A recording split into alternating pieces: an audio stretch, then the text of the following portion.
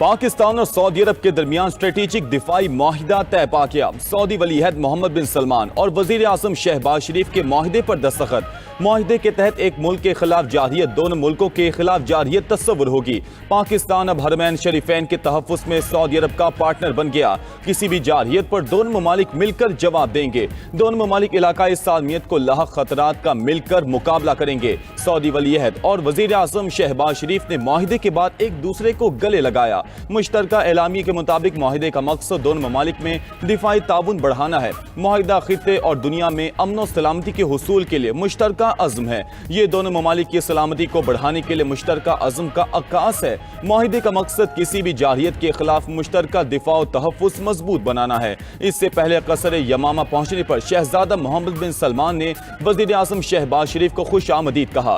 वज़ीर आज़म का सऊदी शाही प्रोटोकॉल के साथ इस्तकबाल। सऊदी नेशनल गार्ड्स ने वज़ीर आज़म शहबाज शरीफ को सलामी पेश की। कसर यमामा में वज़ीर आज़म शहबाज शरीफ और सऊदी वलीअहद की मुलाकात में अहम अमूर पर गुफ्तगू। दोनों रहनुमाओं ने एक बार फिर कतर पर इसराइली हमले की मजम्मत की। नायब वज़ीर आज़म इसहाक डार और फील्ड मार्शल सैयद आसिम मुनीर भी मुलाकात में शरीक थे। विफाकी वज़रा ख्वाजा आसिफ अता तारड़, मोहम्मद औरंगज़ेब मुसद्दिक मलिक भी मौजूद। इस मौके पर गुफ्तगू करते हुए वज़ीर आज़म ने कहा कि पाकिस्तान ने हमेशा मसला फ़लस्तीन पर दो टोक मौक़िफ़ इख्तियार किया। मसला फ़लस्तीन पर पाकिस्तान सऊदी अरब के साथ खड़ा है। सऊदी वलीअहद बोले, मशरिक़ वुस्ता में अमन के लिए। सऊदी फ़ज़ाई हदूद में दाखिल होते ही जंगी तैयारों ने वज़ीर आज़म शहबाज शरीफ के जहाज़ को हिसार में ले लिया। वज़ीर आज़म शहबाज शरीफ ने सऊदी पायलट्स का अरबी ज़बान में शुक्रिया अदा किया। वज़ीर दिफा ख्वाजा आसिफ ने ट्वीट किया कि सऊदी हुकूमत का इक़दाम मोहब्बत और एहतराम का इजहार है। आलम इस्लाम में ये मकाम अल्लाह की मेहरबानी है। एयरपोर्ट पर नायब गवर्नर रियाद, सऊदी सफ़ीर और पाकिस्तानी सिफारती अमले ने वज़ीर आज़म का इस्तकबाल किया। सऊदी अरब के बाद वज़ीर आज़म शहबाज शरीफ बरतानिया और फिर अमरीका जाएंगे।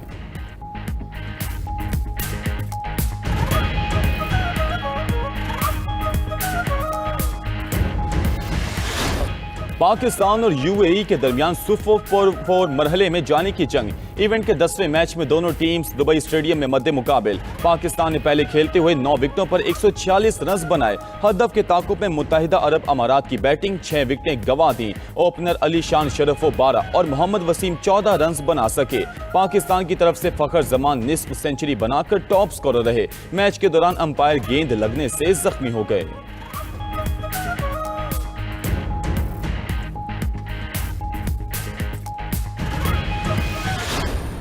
मैच रेफरी एंडी पाइक्राफ्ट ने पाकिस्तान से माफी मांग ली। एंडी पाइक्राफ्ट ने 14 सितंबर का वाकया गलत फहमी का नतीजा करार दे दिया। ड्रामाई सूरत हाल के बाद पाकिस्तान और यूएई के दरमियान मैच शुरू हुआ। टॉस के मौके पर मैच रेफरी एंडी पाइक्राफ्ट भी मौजूद थे। दुबई में पीसीबी और आईसीसी के दरमियान सालिसी के लिए इजलास हुआ। माफी मांगने के बाद मैच का रेफरी एंडी पाइक्राफ्ट को मुकर्रर किया गया। ज़ाब्ता इखलाक की खिलाफ वर्जी पर पाकिस्तान ने मैच रेफरी को तब्दील करने का मुतालबा किया था। मैच से पहले पीसीबी ने खिलाड़ियों को होटल में ही रुकने को कहा था। ड्रामाई सूरत हाल की वजह से मैच का आगाज मुकर्ररा वक्त 7:30 बजे के बजाय 8:30 बजे हुआ। मैच रेफरी के तब्दीली के मामले पर डेडलॉक से मैच ताखीर का शिकार हुआ। पीसीबी ने मैच रेफरी तब्दील करने के लिए आईसीसी को खत भी लिखा था। तर्जुमान पीसीबी के मुताबिक सूरत हाल पर चेयरमैन पीसीबी मोहसिन नकवी ने साबिक चेयरमैन नजम सेठी और रमीज राजा से मुशावरत की, जिसके बाद चेयरमैन पीसीबी ने पाकिस्तानी टीम को स्टेडियम जाने का कहा। खदशा था कि पाकिस्तान मैच रेफरी तनाज़े की वजह से एशिया कप का बॉयकॉट कर देगा। पाकिस्तान ने ज़ाब्ता इखलाक की खिलाफ वर्जी पर मैच रेफरी के खिलाफ सख्त रवैया अपनाया। भारत के खिलाफ मैच में एंडी पाइक्राफ्ट ने पाकिस्तानी कप्तान को हाथ मिलाने से रोका था।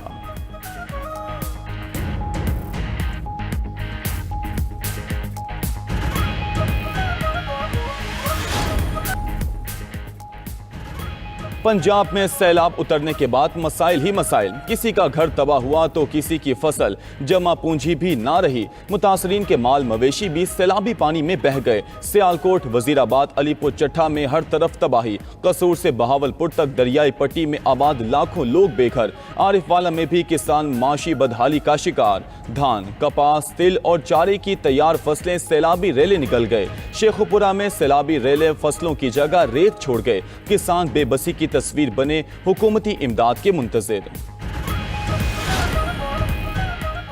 दरिया सिंध में गुड्डू और सखर बैराज पर ऊंचे दर्जे का सैलाब। कच्चे के इलाकों में मुतासरीन की तादाद 1,81,000 से बढ़ गई। दरिया किनारे और कच्चे में आबाद देहात, बस्तियां और फसलें पानी की नजर। कंदकोट के मकाम पर दरिया सिंध में ऊंचे दर्जे की सैलाबी सूरत हाल। सैलाब से कच्चे का जमीनी राबता मुनक़ता, लोग पानी में फंस गए। कंदकोट और घोटकी को मिलाने वाला आर्जी कच्चे का रास्ता भी मुतासिर। घोटकी में कच्चे के 100 से जायद देहात का जमीनी राबता मुनक़ता हो गया। कश्मीर में सैलाबी रेले के बायस कच्चे का इलाका मुकम्मल ज़ेर-ए-आब।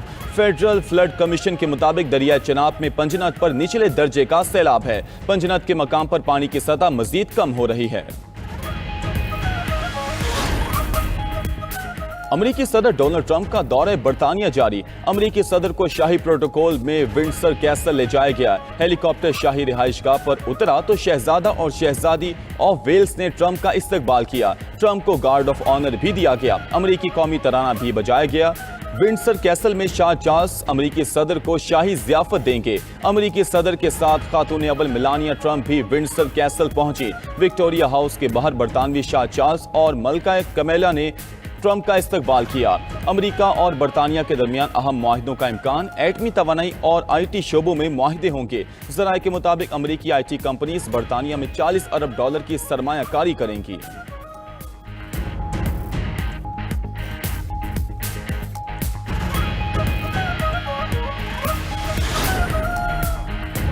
अमरीकी सदर के दौरे बरतानिया के दौरान लंदन में हजारों अफराद का एहतजाज। वस्ती लंदन में मुजाहिरीन ने ट्रंप का खैर मकदम नहीं के नारे बुलंद किए। शुरका ने माहौलियाती तब्दीली, हिजरत और आलमी इंसानी हुकूक से मुतालिक ट्रंप की पॉलिसीज पर तनकीद की। एहतजाज में ट्रंप, अमरीकी नायब सदर एलन मस्क और प्यूटन के मास्क पहने अफराद की भी शिरकत। एहतजाजी मार्च के पेश नज़र लंदन की कई शाहराहें बंद कर दी गईं।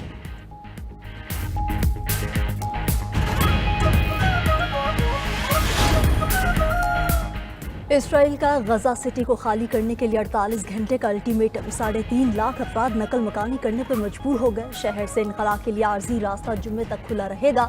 सेहूनी फौज के गजा पर हमलों में शिद्दत आ गई। गजा पर बमबारी से मजीद 75 फलस्तीनी शहीद, दर्जनों जख्मी। गजा में शहीद फलस्तीनियों की मजमूई तादाद 65,000 से बढ़ गई। गजा सिटी में इसराइली फौज के ऑपरेशन पर दुनिया भर से मजम्मत है। चीन ने गजा सिटी पर इसराइली हमला आलमी कवानीन की खिलाफ वर्जी करार दे दिया। कतर ने सेहूनी इक़दाम को फलस्तीनियों की नस्ल कुशी करार दिया। फ्रांसीसी रहनुमा माथेल्ड पानो ने भी कहा कि इसराइल का गजा पर हमला जंग नहीं बल्कि नस्ल कुशी है। उधर यूरोपीय कमीशन की आज इसराइल पर पाबंदियां लगाने की तैयारियां। यूरोपीय कमीशन इसराइल के साथ 37% तिजारती हजम कम करेगा।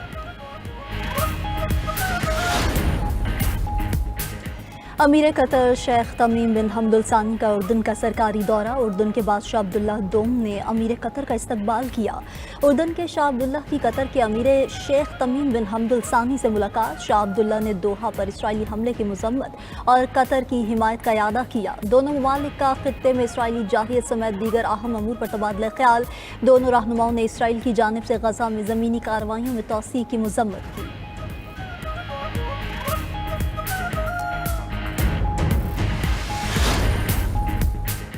अमेरिका ने ईरान पर नई पाबंदियों का ऐलान कर दिया। अमेरिकी महकमा खजाना ने मुतादिद ईरानी शख्सियात और कंपनियों पर पाबंदियां लगाई हैं। पाबंदियों में ईरानी फौज को माली मुआवनत फराहम करने वाले इदारे और अफराद शामिल। अमेरिकी हुकाम के मुताबिक पाबंदी के शिकार अफराद और कंपनीज ने ईरानी तेल बेचकर $10 करोड़ कमाए, फिर उनको क्रिप्टो करेंसी में तब्दील किया, जिसे ईरानी फौज ने इस्तेमाल किया।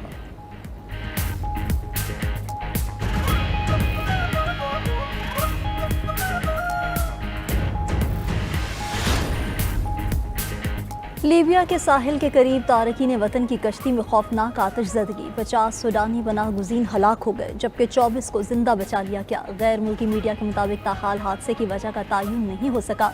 तहकीकात के लिए इंक्वायरी कमेटी तश्कील। हलाक और जख्मी होने वालों में ख़वातीन और बच्चे भी शामिल।